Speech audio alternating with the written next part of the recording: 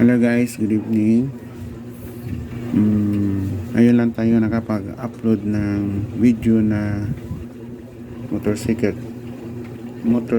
wiring kasi nga busy tayo sa trabaho at saka may ginawa akong controller kaya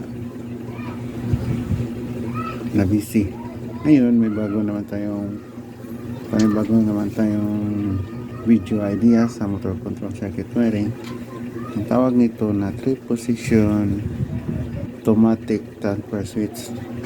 Halimbawa, ito yung solar, graded power at saka backup generator. Ang ginawa natin, itong dalawa backup, tapos solar yung main na ginagamit nila. Okay, on natin to. Yan, mino na. Okay, ito yung solar siya. Ang ilaw na yung solar. Halimbawa, naubos na yung power ng solar, battery, nag-off siya. Tapos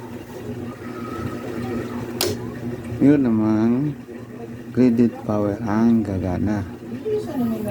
Halimbawa naman, nag-run out o wala pang charge yung solar, yun na naubos.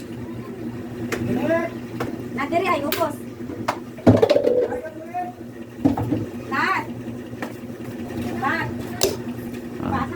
Ito naman backup generator ang gagana.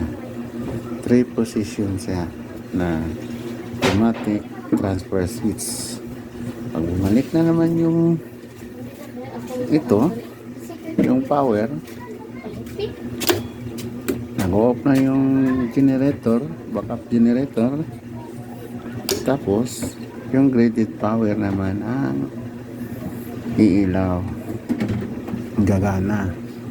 Tapos halimbawa mainit na, tapos punong-puno na yung battery ng solar, tapos nag-on na siya, automatic nang nag-off yung graded power, tapos yung solar power na naman ang gagana. Okay, yan ang panibagong video idea natin ngayon.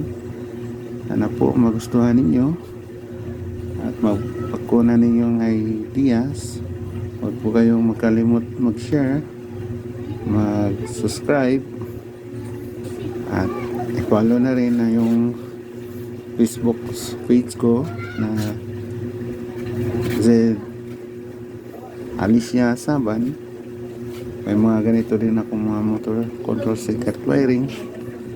At maraming salamat po.